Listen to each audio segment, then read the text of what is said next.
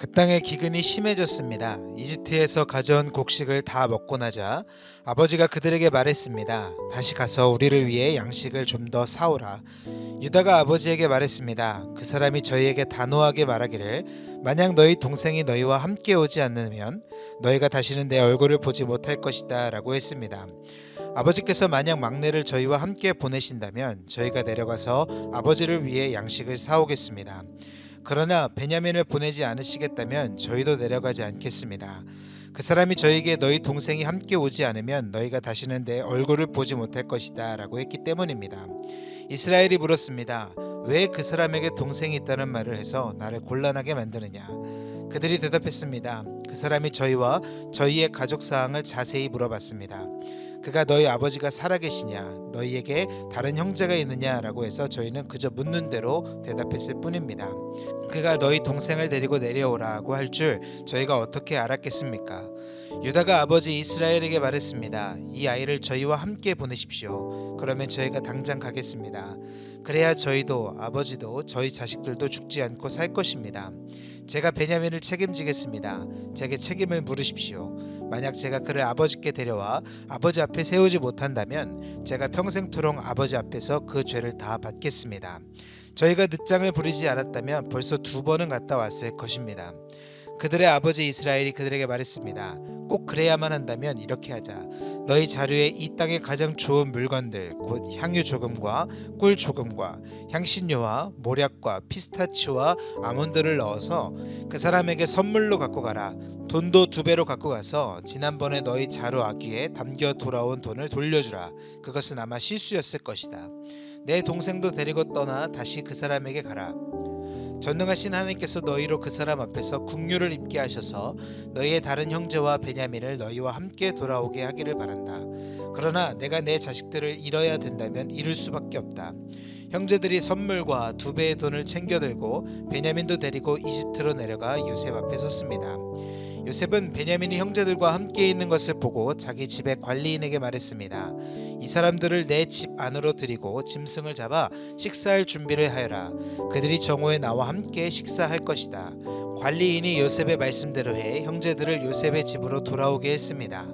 형제들은 그의 집 안으로 들어오게 되니 두려워서 속으로 생각했습니다. 전에 우리 자루에 담겨서 도로 돌아온 그 돈 때문에 우리가 여기에 끌려왔나 보다. 그가 우리에게 달려들어 붙잡아 우리를 종으로 삼고 우리 나귀도 빼앗으려고 하나 보다. 그 집 문 앞에서 그들이 요셉 집의 관리인에게 다가가서 말했습니다. 그들이 말했습니다. 네 주여, 실은 저희가 지난번에 여기로 양식을 사러 왔었습니다.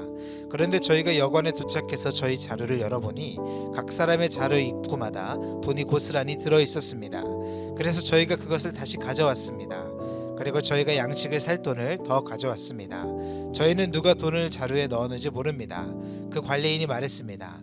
괜찮습니다. 두려워하지 마십시오. 여러분의 하나님, 곧 여러분 아버지 하나님께서 여러분들 자루에 보물을 넣어주신 것입니다. 저는 여러분의 돈을 받았습니다. 그러고 나서 그는 시므온을 그들에게 데려왔습니다. 관리인은 형제들을 요셉의 집으로 데리고 들어가 발 씻을 물을 주고 그들의 나귀에게도 먹이를 주었습니다.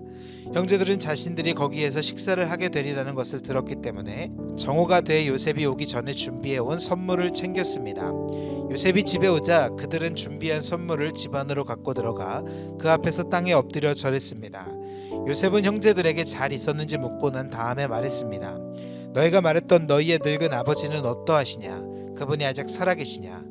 그들이 말했습니다. 주의 종인 저희 아버지는 아직 살아계시고 잘 지내고 계십니다.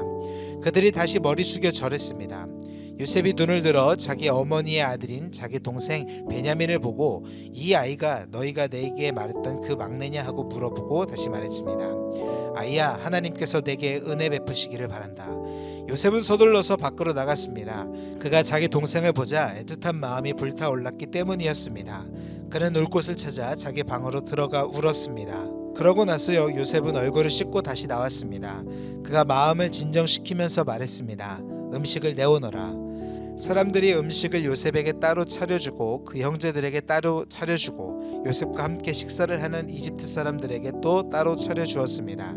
이는 이집트 사람들은 히브리 사람들과 함께 식사하는 것을 혐오스러운 일로 여겨 그들과 함께 식사를 할 수 없었기 때문이었습니다. 형제들의 자리가 첫째부터 막내까지 나이 순서대로 요셉 앞에 배정됐습니다. 이 때문에 형제들이 놀라 서로 얼굴을 바라보았습니다. 요셉이 자기 상에서 음식을 나눠 주었는데 베냐민에게는 다른 사람들보다 5배나 많은 양의 음식을 주었습니다. 그들이 마시며 요셉과 함께 즐거워했습니다. 요셉은 자기 집의 관리인에게 명령했습니다. 이 사람들이 갖고 갈 수 있는 양식을 이 사람들의 자루에 가득 채워주어라. 그리고 각 사람의 돈을 각자의 자루 아기에 도로 넣어라. 그리고 막내의 자루 입구에는 내 잔, 곧 내 은잔을 넣고 또한 곡식값도 함께 넣어라. 관리인이 요셉이 말한 대로 했습니다. 아침이 밝자 형제들은 나귀를 이끌고 길을 떠났습니다. 그들이 성을 벗어나서 그리 멀리 가지 못했을 때 요셉이 자기 집의 관리인에게 말했습니다. 지금 그 사람들을 쫓아가 따라잡고 말하여라. 너희가 왜 선을 악으로 갚았느냐? 이것은 내 주인이 마시는데 쓸 뿐 아니라 점을 칠 때도 쓰시는 잔이 아니냐? 너희가 악한 짓을 저질렀구나 라고 말이다. 관리인은 형제들을 따라잡고 그들에게 이 말을 그대로 했습니다. 그러나 형제들이 관리인에게 말했습니다. 내 주께서 왜 그런 말씀을 하십니까? 저희는 그런 짓을 절대 하지 않았습니다. 저희가 저희 자루 입구에 발견한 돈도 가나안 땅에서 다시 갖다 드렸습니다. 그런데 저희가 어떻게 관리인님의 주인 집에서 은이나 금을 훔쳤겠습니까? 만약 주의 종들 가운데 어느 누가 그것을 갖고 있다는 것이 밝혀지면 그는 죽어 마땅할 것입니다. 그리고 저희도 내 종이 될 것입니다. 그가 말했습니다. 좋다. 너희들이 말한 대로 하자. 누구든 그것을 갖고 있는 것이 드러난 사람은 내 주의 종이 될 것이다. 그러나 나머지 사람들은 죄가 없을 것이다. 그들은 각자 자기 자루를 땅에 얼른 내려놓고 풀어보았습니다. 그 관리인이 큰 아들부터 시작해서 막내에 이르기까지 쥐을 뒤졌습니다. 그런데 그 잔이 베냐민의 자루에서 나왔습니다. 형제들이 자기 옷들을 찢었습니다. 그리고 나귀에 짐을 싣고 성으로 되돌아갔습니다. 유다와 그 형제들이 요셉의 집에 이르렀을 때 요셉은 아직 거기에 있었습니다. 그들이 요셉 앞에서 땅에 엎드렸습니다. 요셉이 그들에게 말했습니다. 너희들은 도대체 무슨 짓을 한 거냐? 너희들은 나 같은 사람이 그것으로 항상 점을 친다는 것을 모르느냐? 유다가 대답했습니다. 우리가 내 주께 무슨 말을 할 수 있겠습니까? 우리가 무슨 말을 하겠으며 우리의 결백을 어떻게 증명하겠습니까? 하나님께서 주의 종들의 죄악을 밝히셨으니 이제 우리와 그 잔을 가진 것으로 드러난 사람은 이제 다 내 주의 종입니다. 요셉이 말했습니다. 내가 그렇게는 하지 않을 것이다. 그 잔을 가진 것으로 드러난 사람만 내 종이 될 것이다. 그러니 너희는 너희 아버지에게 평안히 돌아가라. 그때 유다가 요셉에게 다가가 말했습니다. 내 주여, 제발 내 주께 주의 종이 한마디만 할 수 있게 해주시고 주의 종께 화를 내지 마십시오. 주께서는 바로와 같으신 분이입니다.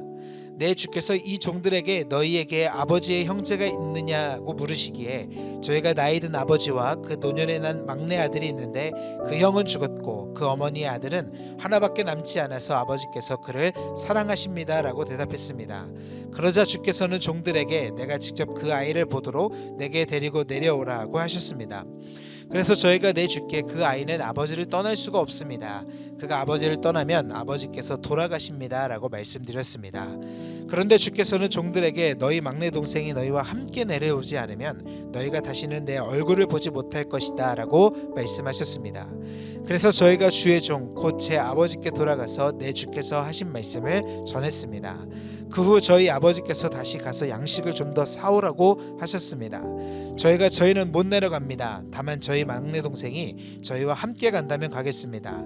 막내 동생이 저희와 함께 가지 않으면 저희가 그분의 얼굴을 볼 수가 없기 때문입니다 라고 말씀드렸습니다. 그러자 주의 종인 제 아버지께서 저희에게 말씀하셨습니다. 너희도 알듯이 내 아내가 내게 2 아들을 낳아주었다. 그런데 그 가운데 하나는 내게서 떠났다. 내가 생각하기에 그는 분명히 갈기갈기 찢겨 죽였을 것이다. 그러나 나는 지금까지 그 아이를 다시 볼 수 없었다. 그런데 너희가 이 아이까지 내게서 데려갔다가 혹시라도 그가 해를 입는다면 너희는 흰머리가 난 나를 슬픔 가운데 죽게 만들 것이다 라고 하셨습니다. 그러니 만약 제가 주의 종인 제 아버지께 돌아갔을 때 이 아이가 저희와 함께 있지 않는다면 제 아버지의 목숨이 이 아이의 목숨에 달려있기 때문에 제 아버지께서 이 아이가 없는 것을 보실 때 돌아가시고 말 것입니다. 주의 종들이 주의 종 곧 제 아버지를 흰머리로 슬픔 가운데 죽게 만드는 것입니다. 주의 종이 제 아버지께 이 아이를 책임지겠다고 하면서 제가 만약 그를 아버지께 데려오지 못하면 제가 평생도록 아버지 앞에서 그 비난을 다 받겠습니다 라고 말했습니다.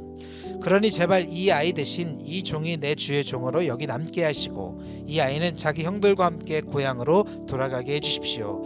이 아이와 함께하지 않는다면 제가 어떻게 제 아버지께 돌아갈 수 있겠습니까? 그럴 수 없습니다. 저는 제 아버지께서 불행한 일을 당하시는 것을 참아 볼 수가 없습니다. 아멘.